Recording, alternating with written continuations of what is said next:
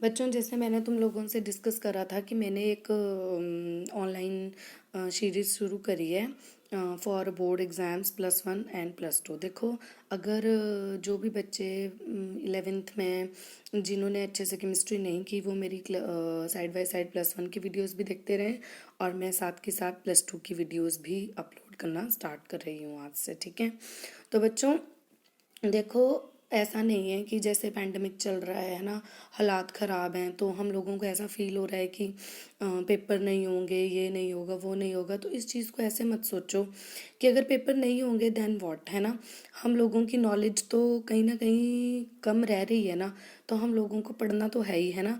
तुम ऐसे सोचोगे कि नहीं, चलो पेपर नहीं हो रहे हैं, हमें इतना करने की कुछ ज़रूरत नहीं है, तो ये तुम्हारी गलतफहमी है। देखो, पेपर नहीं हो रहे हैं, पर तुम लोगों ने एक चीज़ देखी होगी कि पेपर नहीं हो रहे हैं, बावजूद इसके भी क्या हो रहा है, तुम्हारे जितने भी कॉम्पिटिटिव एग्ज़ाम्स हैं वो सारे हुए हैं। और कॉम्पिटिटिव एग्ज़ाम्स अगर हो रहे हैं तो उसके लिए तुम्हें थोरो नॉलेज होनी ही चाहिए। ठीक है, बोर्ड में वो तुम्हें पास कर सकते हैं, पर वो कभी भी तुम्हें कॉम्पिटिटिव किसी भी प्रोफेशनल कॉलेज में अगर तुमको जाना है तो वो ऐसे तुम्हें एंट्री करने नहीं देंगे, है ना। तो देखो बच्चों, अब हम शुरू करते हैं +2 का नेक्स्ट चैप्टर, जिसका +2 के सॉलिड स्टेट से शुरू है। सॉलिड स्टेट में तुम लोगों को बाद में करा दूंगी, वो देख लेना जैसे भी, अगर तुम्हारे +1 के सिलेबस में एडजस्ट होता है +2 के में एडजस्ट होता है ना। हम शुरू कर रहे हैं सोल्यूशन चैप्टर से। ठीक है? सोल्यूशन बड़ी ऐसी टर्म है जो जिसको तुम सारे बच्चे जानते हो, तुमने बहुत बार सुनी भी हुई है ना। तो तुम्हारे लिए कुछ नया नहीं है इस टर्म में ज़्यादा, है ना। तो सोल्यूशन क्या होता है?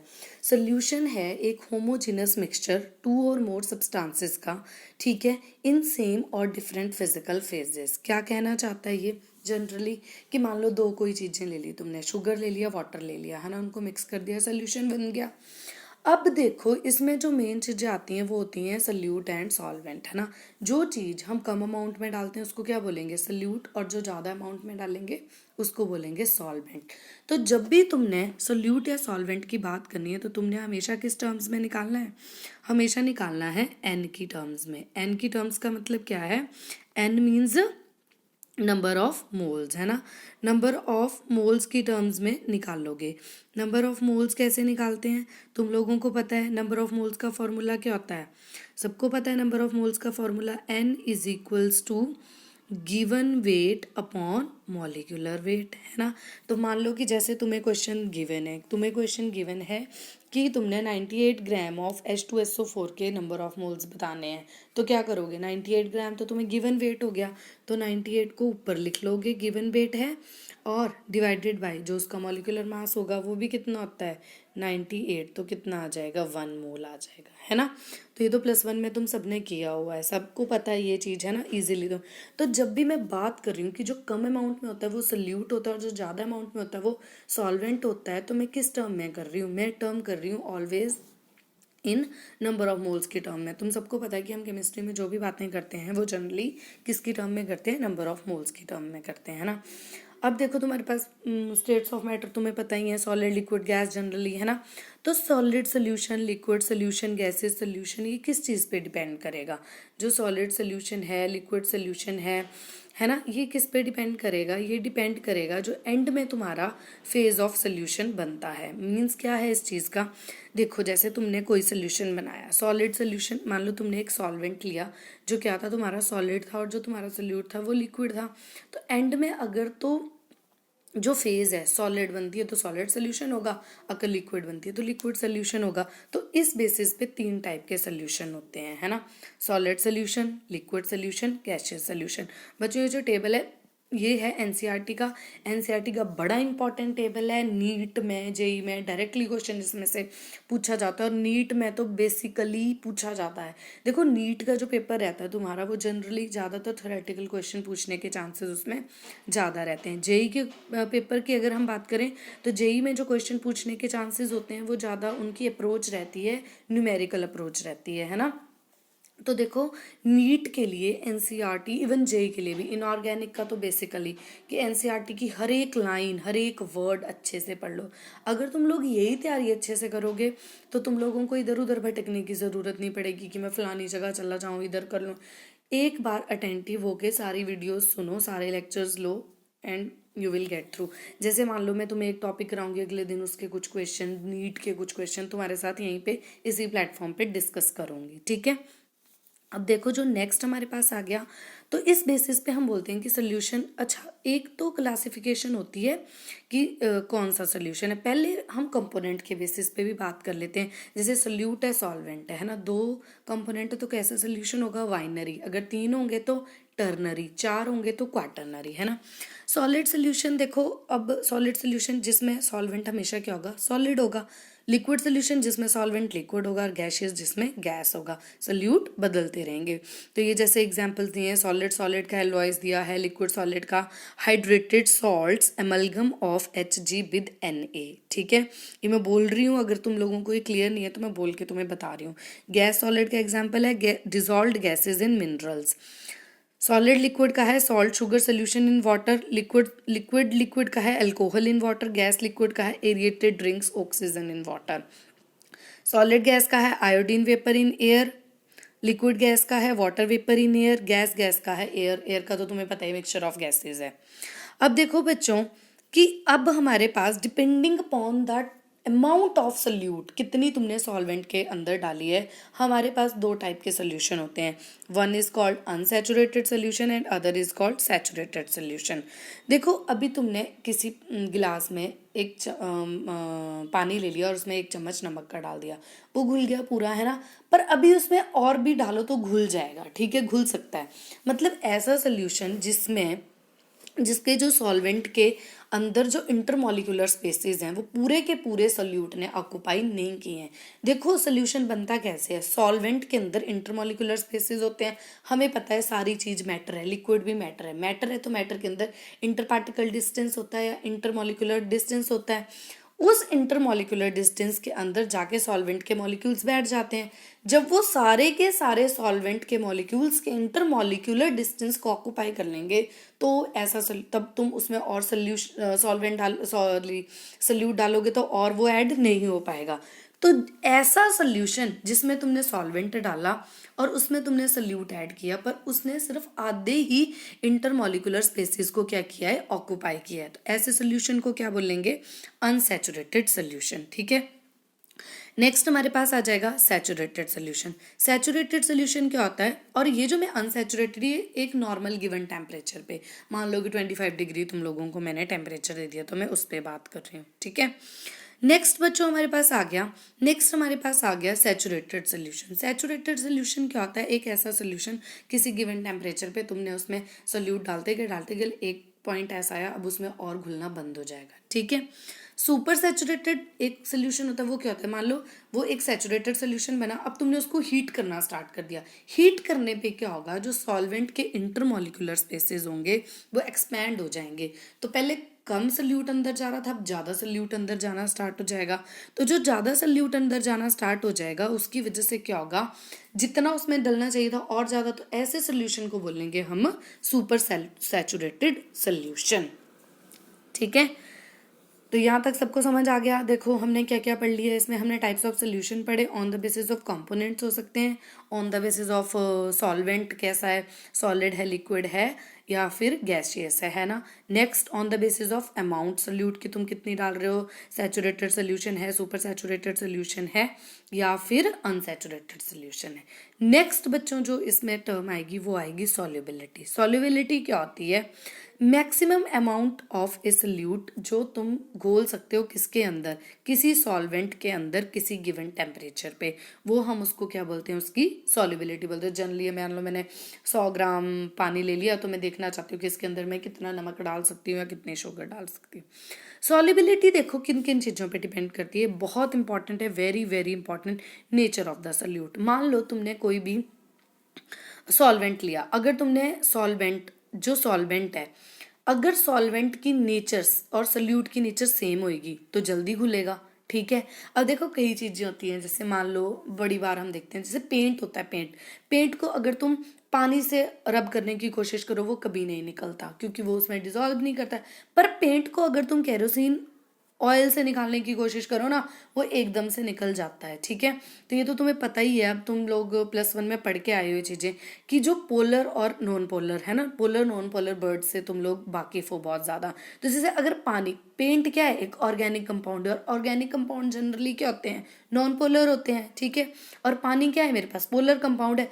अब नॉन पोलर को पोलर में डालोगे तो कभी नहीं घुलेगा, पर उसी नॉन पोलर को अगर मैं कैरोसिन में डालती हूँ, कैरोसिन भी मेरे पास एक ऑर्गेनिक कंपाउंड है और नॉन पोलर है, अगर उन दोनों को मैं साथ में रखूंगी तो वो क्या हो जाएगा, जल्दी उसमें डिजोल्व कर जाएगा, पेंट निकल जाएगा।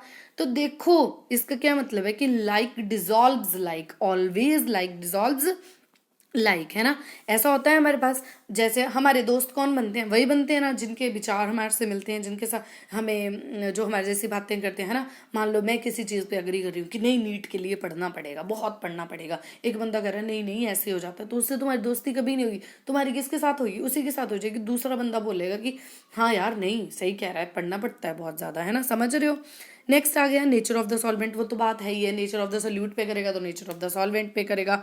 Temperature of the solution, temperature कई बार होगा कि अगर तुमने बहुत ठंडा कोल्ड सोल्यूशन कर दिया तो नहीं होगा, अगर टेम्परेचर बढ़ाओगे तो सॉल्युबिलिटी इंक्रीज कर जाएगी। पर ये जनरली किस केस में होता है, जब सॉलिड और हम सॉलिड सोल्यूशंस की बात करते हैं, लिक्विड गैसेस सोल्यूशंस में ऐसा नहीं होता, क्योंकि गैसेस अगर तुमने हीट कर दिया तो गैसेस में तो वैसे इंटरमॉलिक्यूलर डिस्टेंस बहुत ज़्यादा है, वो इधर उधर भाग जाएंगी, और अगर वो इधर उधर भाग जाएंगी तो वो डिजोल्व तो होएंगी ही नहीं ना, ठीक है। सॉलिड का क्या है, सॉलिड थोड़ी भागेगा इधर उधर, इवन वो तो अपने आप को बेटर बनाएगा और किसी लिक्विड सोल्यूशन में जाने के लिए।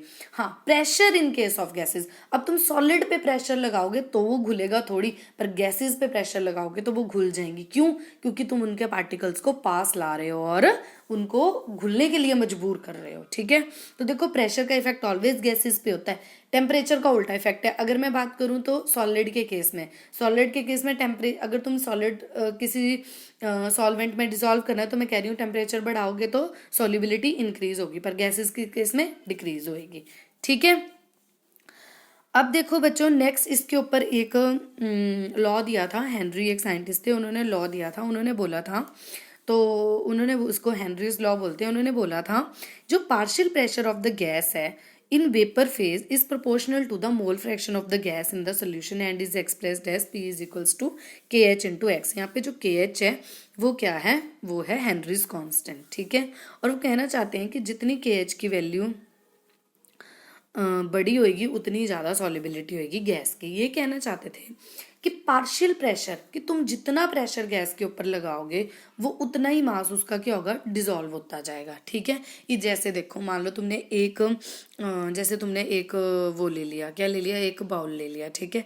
एक बाउल के अंदर तुमने क्या कर दिया, एक बाउल ले लिया और उसके अंदर तुमने पानी डाल दिया, ठीक है। अब यहाँ से तुमने गैस डालनी है, यहाँ से गैस डालनी है, तो तुम कह रहे हो कि जितना तुम प्रेशर लगाओगे उतना ही ज़्यादा क्या होता जाएगा, ये गैस इसके अंदर डिजोल्व होता जाएगी। पर ये लॉ ठीक था, ये लॉ कब तक ठीक था, ये कुछ हद तक ठीक था, क्योंकि देखो एक टाइम तो ऐसा आएगा ना जब सारे के सारे सॉल्वेंट के जो इंटरमॉलिक्यूलर स्पेशीज हैं वो सारे के सारे क्या हो जाएंगे, फिल हो जाएंगे। जब वो फिल हो जाएंगे तो उसके बाद क्या होगा, जब वो सारे के सारे फिल हो जाएंगे तो तुम कितना मर्जी प्रेशर लगाते रहो, तो ये मतलब तो कितना मर्जी प्रेशर लगाते रहो, उसके बाद तो अंदर गैस नहीं जाएगी ना। तो ये कुछ हद तक ठीक था। इसकी जो एप्लीकेशंस हैं वो मैं तुम्हें आज पढ़ा रही हूँ, इसकी जो डिसएडवांटेजेस हैं वो मैं तुम्हारे साथ अगली वीडियो में डिस्कस करूँगी। तो देखो जो इसके एप्लीकेशंस है उसमें मेन एप्लीकेशंस तुम लोग सारे जानते ही हो, जैसे हम जितने भी ये एरिएटेड वाटर पीते हैं, जैसे कोक है, लिम्का है, जैसे इसको खोलते हैं क्या होता है, जब इसके अंदर गैस डालते हैं ना कार्बन डाइऑक्साइड, तो बहुत ज़्यादा प्रेशर लगाते हैं, ठीक है। मान लो कि नॉर्मल एटमॉस्फेरिक प्रेशर क्या है 1 ATM है ना। मान लो कि मैंने 12 ATM पे उस बॉटल को सील कर दिया, है ना। जब मैंने उसके अंदर CO2 डाली तो मैंने प्रेशर बढ़ा दिया था, जब मैं उसको खोल रही हूँ तो वो मैं इसको 1 ATM पे खोल रही हूँ तो एकदम से गैस बाहर आएगी, ठीक है। तो एक ये इसका एप्लीकेशन था, ठीक है। उसके बाद क्या था, सी डाइवर्स होते हैं, सी डाइवर्स होते हैं वो क्या करते हैं, सी डाइवर जो समुद्र में जाते हैं अंदर तक, है ना, वो पहले लेके जाते थे ऑक्सीजन और नाइट्रोजन के मिक्सचर वाली एक वो लेके जाते थे, एक आई थिंक वो कैरी करते थे साथ में एक मिक्सचर, है ना, टैंक साथ में कैरी करते थे, सिलेंडर कैरी करते थे, ये बोल सकते हैं हम। तो क्या होता था कि जब प्रेशर बढ़ जाता था सी के अंदर तो नाइट्रोजन भी हमारे अंदर जाने लग जाती थी, बहुत सारी ऑक्सीजन हमारे ब्लड में चली जाती थी, ठीक है। तो फिर क्या होता था कि बहुत सारी जैसे ही बाहर आते थे तो एकदम वो ब्लड वेसल से ऑक्सीजन बाहर निकलती थी। जब वो बाहर निकलती थी तो कई बार वो अंदर क्या क्रिएट कर देती थी, कोई होल टाइप क्रिएट कर देती थी, ठीक है, एयर बबल आ जाता था जिससे इंसान मर जाता था, मेडिकल कंडीशन हो जाती थी जिसको बेंज बोलते हैं, ठीक है। तो अब इसको कैसे करते हैं, इसको कैसे ठीक करते हैं, इसको ठीक करते हैं। अब जो उनका मिक्स टैंक जो सिलेंडर वो कैरी करते हैं उसमें हीलियम का कुछ परसेंटेज ऐड करते हैं। इनर्ट गैस है, ना तो उनके साथ सोल्यूबलाइज करती है और ना ही हमारे अंदर जाती है, ठीक है। उसके बाद तुमने पढ़ा होगा कि जो अब हम हाई ऑल्टीट्यूड पे चले जाते हैं तो पार्शियल प्रेशर जो है ऑक्सीजन का वो कम हो जाता है ना, पार्शियल प्रेशर कम हो जाता है तो क्या होता है, लो कंसंट्रेशन हो जाती है। अब जब पार्शियल प्रेशर कम हो गया तो नहीं जाएगी हमारे अंदर ऑक्सीजन, और नहीं जाएगी तो सांस लेने में तकलीफ आएगी। तभी तो हम अगर प्लेन से कभी हायर उस पर जाएंगे तो क्या होगा, सांस लेने में हमें दिक्कत होती है, ठीक है। तो बच्चों इस टर्म को बोलते हैं एनॉक्सिया, ये एक मतलब कंडीशन हो जाती है, ठीक है। तो बच्चों इससे रिलेटेड न्यूमेरिकल मैं तुम्हारे साथ कल डिस्कस करूंगी और प्लस इसके डिसएडवांटेजेस डिस्कस करूंगी, मतलब क्या कौन्स थे इस लॉ के, क्यों नहीं था, और उसके बाद हम शुरू करेंगे कॉन्सेंट्रेशन ऑफ सोल्यूशन जो तुम +1 में कर भी चुके हो। साइड बाय साइड में +1 वाली वीडियो जो अपलोड कर रही हूँ उसमें भी मैंने some basic concepts of chemistry शुरू करा है, तो उसमें भी अगर तुम्हारा पिछला कोई छूट गया है तो तुम उसको भी देख सकते हो, ठीक है। और ऐसा बिल्कुल नहीं सोचना है तुम लोगों ने कि मतलब पैंडेमिक चल रहा है पता नहीं क्या होगा, थोड़ा सा बी ब्रेव और हिम्मत रखो, कुछ नहीं है, अपनी तैयारी जारी रखो। देखो नीट भी होएगा, जेई भी होगा, सारे एग्जाम्स होंगे और ये चीज़ें भी धीरे धीरे सेटल डाउन हो जाएंगी, तो डोंट बरी। एंड ऐसा नहीं है, देखो है ना, यू नेवर नो आगे क्या होने वाला है, इस चीज़ को थोड़ा पॉजिटिवली लो, तुम्हारे पास टाइम है, इस टाइम को यूटिलाइज करो। यहाँ से पढ़ने के बाद एक बार अपना एनसीईआरटी गो थ्रू करना है, एनसीईआरटी के मैं सारे सारे सोल्यूशंस तुम लोगों को कराऊंगी, प्लस उसके बाद हम इसके MCQs भी यहाँ पे डिस्कस करेंगे। तो आज के लिए इतना ही, थैंक यू वेरी मच, और लगे रहो।